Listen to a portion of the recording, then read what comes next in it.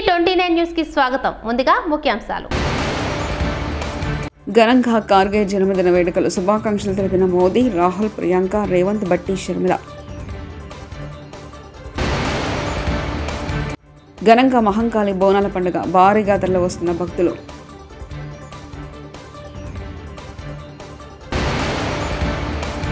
మంగళగిరిలో గురు పౌర్ణమి వేడుకలు, సీఎం చంద్రబాబు ప్రత్యేక పూజలు.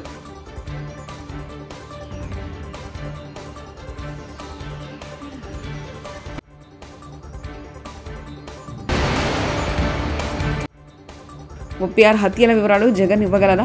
హోంమంత్రి అనిత. పుట్టినరోజు సందర్భంగా కార్గేకు ప్రధాని మోదీ, లోక్సభ విపక్ష నేత రాహుల్ గాంధీ, కాంగ్రెస్ అగ్రనేత ప్రియాంక గాంధీ, కర్ణాటక సీఎం సిద్ధరామయ్య, ఉప ముఖ్యమంత్రి డీకే శివకుమార్, తెలంగాణ సీఎం రేవంత్ రెడ్డి, ఉప ముఖ్యమంత్రి బట్టి విక్రమార్క, ఏపీసీసీ అధ్యక్షులు వైఎస్ షర్మిలతో సహా దేశవ్యాప్తంగా ఉన్న కాంగ్రెస్ నేతలు, కార్యకర్తలు శుభాకాంక్షలు తెలిపారు. సికింద్రాబాద్, ఉజ్జయిని మహంకాళి బోనాల పండుగ ఘనంగా జరుగుతుంది. భారీ సంఖ్యలో భక్తులు తరలివచ్చి అమ్మవారికి బోనాలు సమర్పించుకున్నారు. సీఎం రేవంత్ రెడ్డి అమ్మవారిని దర్శించుకుని పట్టు వస్త్రాలు సమర్పించారు. మహంకాళికి ప్రత్యేక పూజలు చేశారు. అనంతరం ఆలయ పండితులు ముఖ్యమంత్రికి వేద మంత్రోచ్చారణ నడుమ ఆశీర్వచనాలు, తీర్థప్రసాదాలు అందజేశారు. అలాగే పంచాయతీరాజ్ శాఖ మంత్రి సీతక్క మహంకాళి అమ్మవారిని దర్శించుకుని ప్రత్యేక పూజలు చేసి మొక్కులు చెల్లించుకున్నారు. అనంతరం అమ్మవారికి పట్టు వస్త్రాలు సమర్పించారు. ఉజ్జయిని మహంకాళి బోనాల ఉత్సవాలు జరుపుకుని పవిత్రమైన రోజున అమ్మవారిని దర్శించుకోవడం సంతోషంగా ఉందన్నారు. తెలంగాణలో 100 ఏళ్లుగా బోనాల ఉత్సవాలు జరుపుకుంటున్నామని తెలిపారు. ఎవరు ఏ రంగంలో ఉన్నా ఉన్నత స్థాయిలో ఉన్న దేవతలను పూజించే విధానాలు ఒకేలా ఉంటాయన్నారు. మన సంస్కృతి సాంప్రదాయాలను కాపాడుకుందామని మంత్రి తెలిపారు. భక్తుల సౌకర్యార్థం ఎలాంటి లోటుపాట్లు రాకుండా చూడాలని అధికారులను సీతక్క కోరారు. మంగళగిరి సీకే కన్వెన్షన్ సెంటర్లో నిర్వహించిన గురు పౌర్ణమి మహోత్సవంలో ముఖ్యమంత్రి చంద్రబాబు నాయుడు పాల్గొన్నారు. వేదవ్యాసుడి విగ్రహానికి ప్రత్యేక పూజలు చేశారు. భగవాన్ శ్రీ శ్రీ శ్రీ రామదూత అవధూత స్వామి ఆధ్వర్యంలో ఈ వేడుకలు జరిగాయి. సీఎం చంద్రబాబు అవధూత స్వామి ఆశీస్సులు తీసుకున్నారు. రాష్ట్ర ప్రజలకు చంద్రబాబు గురు పౌర్ణమి శుభాకాంక్షలు తెలిపారు.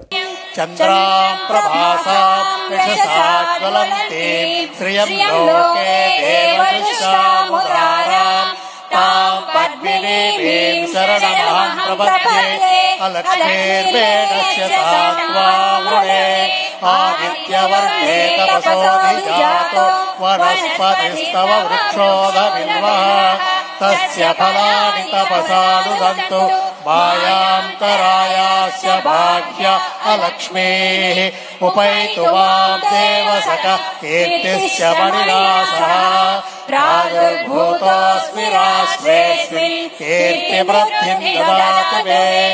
ఆంధ్రప్రదేశ్లో ఎన్డీఏ ప్రభుత్వం అధికారంలోకి వచ్చిన తర్వాత 36 రాజకీయ హత్యలు జరిగాయని మాజీ ముఖ్యమంత్రి జగన్మోహన్ రెడ్డి చేసిన వ్యాఖ్యలపై ఏపీ హోంమంత్రి వంగలపూడి అనిత తీవ్రంగా మండిపడ్డారు. నూతన ప్రభుత్వంపై తప్పుడు ఆరోపణలు చేస్తున్న జగన్పై చర్యలు తీసుకుంటారని అనిత హెచ్చరించారు. 36 హత్యలు జరిగాయని జగన్ చెప్తున్నారు. వాటి వివరాలు ఆయన ఇవ్వగలరా అంటూ ఆమె సవాల్ విసిరారు. రాజకీయ హత్యల వివరాలను రాష్ట్ర ప్రభుత్వానికి జగన్ ఇవ్వాలని, లేకుంటే ఆయనపై చట్టపరంగా తీసుకుంటామని ఆమె హెచ్చరించారు. కనుక ముఖ్యమంత్రిగా ఉంటే మేము ఎవరూ కూడా బతకలేము అన్న ప్రజల్లోని ఒక అభిప్రాయం ఏర్పడిందంటే అతను రాజారెడ్డి రాజ్యాంగాన్ని ఎంత క్లియర్గా ఇంప్లిమెంట్ చేస్తాడో మనందరికీ అర్థమవుతుంది. దాని యొక్క పర్యవసానమే చంద్రబాబు నాయుడు గారు లాంటి వాళ్ళు, పవన్ కళ్యాణ్ గారు లాంటి వాళ్ళు, మోడీ గారు లాంటి వాళ్ళు ఈ రాష్ట్రానికి అవసరము, ఈ రాష్ట్ర అభివృద్ధికి అవసరం అనే ఒకే ఒక ఉద్దేశంతో 164 సీట్లు ఎన్డీఏకి ఇచ్చి ప్రజలు ఈరోజు గెలిపించి సీఎం స్థాయిలో మన చంద్రబాబు నాయుడు గారిని, డిప్యూటీ సీఎం స్థాయిలో పవన్ కళ్యాణ్ గారిని కూర్చోబెడితే అది చూసి ఓర్వలేక ఏ రకంగానైనా గవర్నమెంట్ మీద బురద చల్లుదాము, గవర్నమెంట్ని ఇరకాటంలో పెడదాము అని చెప్పి శవ రాజకీయాలు అన్నవి స్టార్ట్ చేసిన పరిస్థితి చూస్తూ ఉంటే జగన్మోహన్ రెడ్డి, పులివెందుల ఎమ్మెల్యే జగన్మోహన్ రెడ్డి నీకు సిగ్గనిపించట్లేదేమో కానీ ప్రజలందరూ కూడా చూసి సిగ్గుపడుతున్నారు. ఎందుకంటే అసలు ఎందుకు ఓడిపోయాము అన్న దాని గురించి వాళ్ళు చర్చించుకోవడం పక్కన పెట్టండి. ఎందుకు ఓడిపోయారన్న సంగతి వాళ్ళందరికీ కూడా తెలుసు. కానీ ఈరోజు ఎక్కడో ఒక మాచర్లలోని వర్గ విభేదాల వల్ల జరిగిన ఒక హత్యను తీసుకొచ్చి దాన్ని వేదికగా మార్చుకొని ఏదో రకంగా తిరిగి తీసుకొచ్చి నంగనాచి కబుర్లు మాట్లాడాలి, ప్రజల్లోని మళ్ళీ ఒక భయాన్ని క్రియేట్ చేయాలి అని చెప్పి బురద జల్లే కార్యక్రమానికి శ్రీకారం చుట్టడానికి అని చెప్పి ఒక డైవర్షన్ పాలిటిక్స్ చేయడానికి ఈరోజు మళ్ళీ జగన్మోహన్ రెడ్డి ముందుకొచ్చి మొన్న ప్రెస్ మీట్లో మాట్లాడాడు. నిజంగా చెప్పాలంటే జగన్మోహన్ రెడ్డి ఆ రోజు మాట్లాడిన మాటల్ని బేస్ చేసుకొని ఈరోజు గవర్నమెంట్ ఎందుకు అతని మీద చర్యలు తీసుకోకూడదు? ఎందుకు నేను ఈ మాట మాట్లాడుతున్నానంటే ఆ రోజు జగన్మోహన్ రెడ్డి మాట్లాడుతూ చాలా ఎలిగేషన్స్ చేశారు. ఆ ఎలిగేషన్స్లో సుమారుగా 36 రాజకీయ హత్యలు జరిగినాయి ఈ 45 రోజుల్లో. దగ్గర దగ్గర 300కి పైగా హత్యాయత్నాలు, 35 ఆత్మహత్యలు అని చెప్పి ఏదో 560 చోట్ల ప్రైవేట్ ఆస్తులను ధ్వంసం చేశారని రకరకాలైన గత ప్రభుత్వంలో నేరాలకు పాల్పడిన వైకాపా నేతలు తప్పించుకోలేరని జనసేన పార్టీ ఏపీ ప్రధాన కార్యదర్శి నాగబాబు హెచ్చరించారు. ఎన్నికల సమయంలో సీఎం స్థానంలో ఉన్న జగన్ పచ్చి అబద్ధాలు చెప్పారని ధ్వజమెత్తారు. అబద్ధాలు చెప్పడంలో జగన్ పీహెచ్డీ పొందారని ఎద్దేవా చేశారు. వైకాపా అధికారంలోకి వచ్చిన కొత్తలో తాము ఆ ప్రభుత్వం చేసే అప్రజాస్వామిక కార్యక్రమాలపై స్పందించేందుకు 6 నెలలు అవకాశం ఇచ్చారన్నారు. ఇప్పుడు తాము అధికారంలోకి వచ్చిన నెల రోజుల్లోనే వైకాపా నేతలు రెచ్చిపోతున్నారని విమర్శలు గుప్పించారు. వివిధ ప్రమాదాలలో మృతి చెందిన జనసేన పార్టీ కార్యకర్తల కుటుంబాలకు నాగబాబు బీమా చెక్కులను అందజేశారు. కొన్ని అంటే ఎంతోమంది కార్యకర్తలు అనేక సందర్భాల్లో చనిపోవటం జరిగినప్పుడు మా సాయశక్తుల అంటే పవన్ కళ్యాణ్ గారి సాయశక్తుల చాలామందికి హెల్ప్ చేశారు.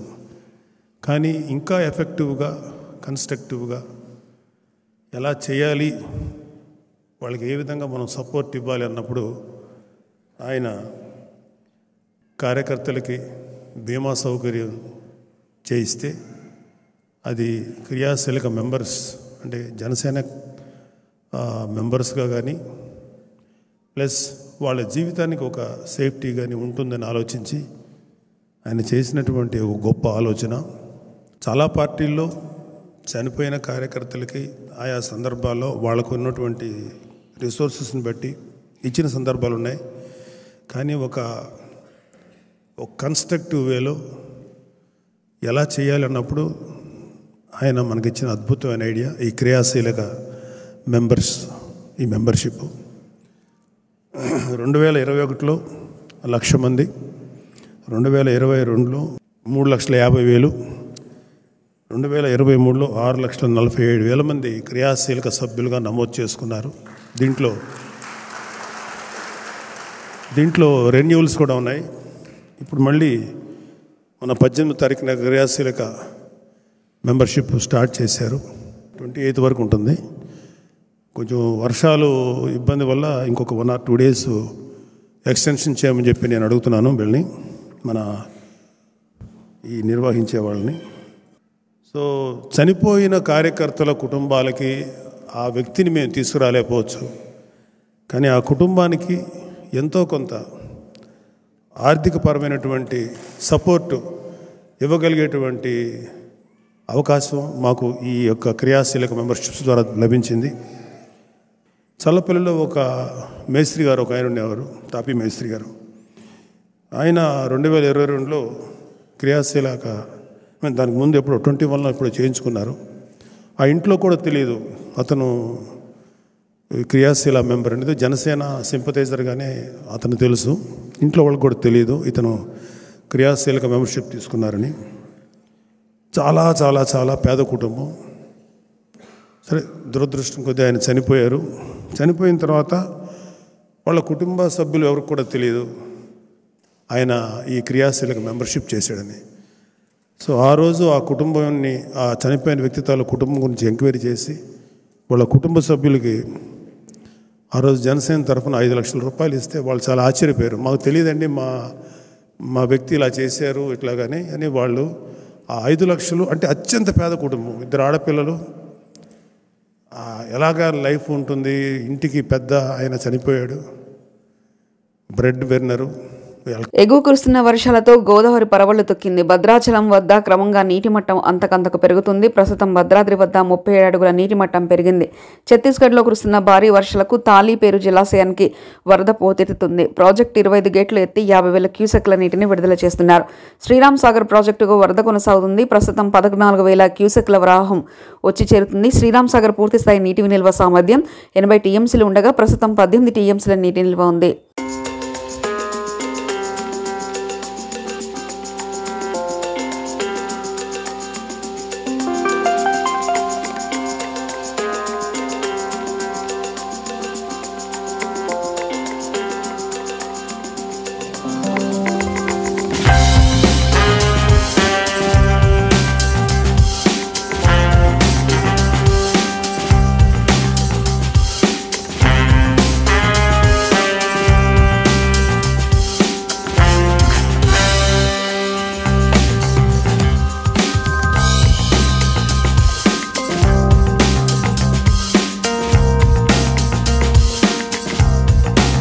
పార్లమెంటు వర్షాకాల బడ్జెట్ సమావేశాలు సోమవారం నుంచి ప్రారంభం కానున్నాయి.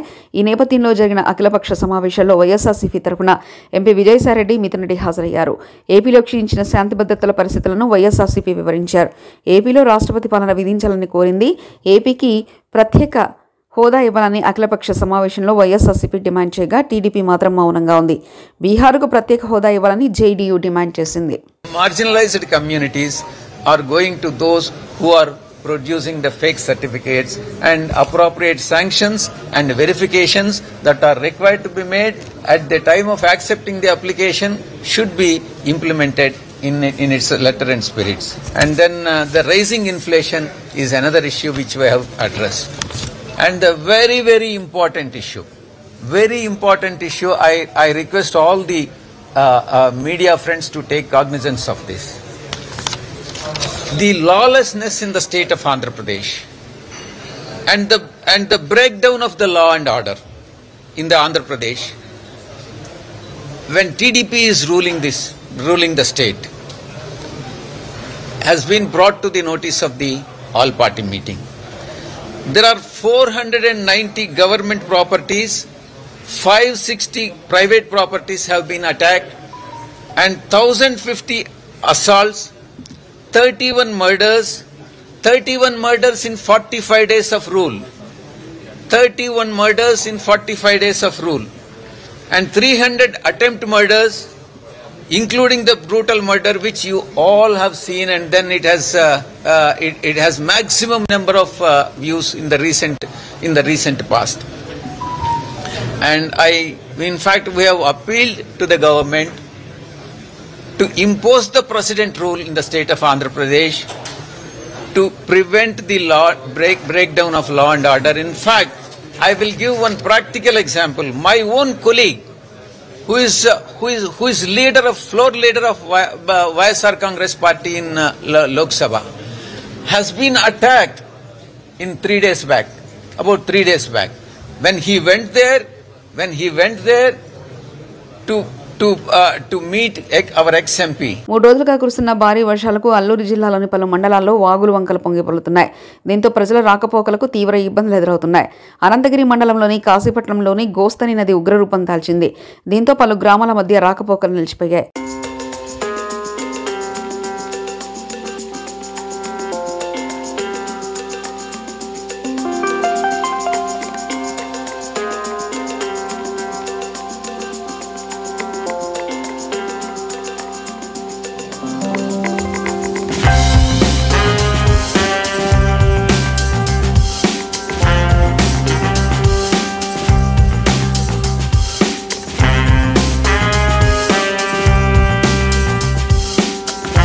విజయనగరం గురు పౌర్ణమి సందర్భంగా పట్టణంలోని శ్రీ పైడితల్లి అమ్మవారి దేవస్థానం వనంగుడి చదురుగుడిలో దేవస్థాన ఆధ్వర్యంలో లోక కళ్యాణార్థం వేద పండితులు చండీ హోమం పూర్ణాహుతి నిర్వహించారు.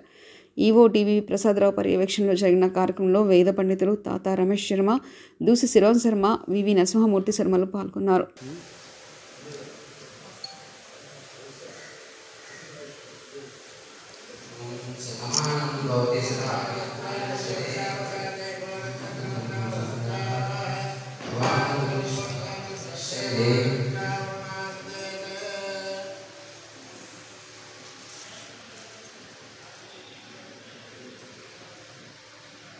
పళ్ళెం పక్కన పెట్టండి సార్ గురుగారు, అలా నించండి, అలా ఉన్నాయి.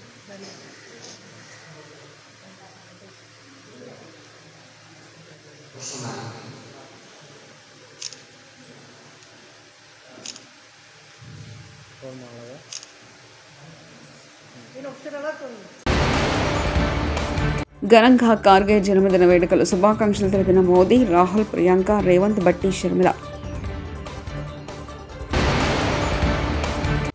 ఘనంగా మహంకాళి బోనాల పండుగ భారీగా తరలి వస్తున్న భక్తులు.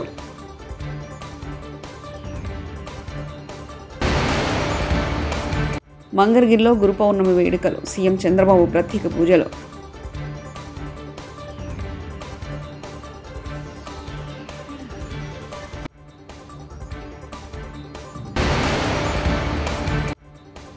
ముప్పై 6 హత్యల వివరాలు జగన్ ఇవ్వగలరా? హోంమంత్రి అనిత. T29 న్యూస్ ఇంతటితో సమాప్తం. చూస్తూనే ఉండండి T29 న్యూస్.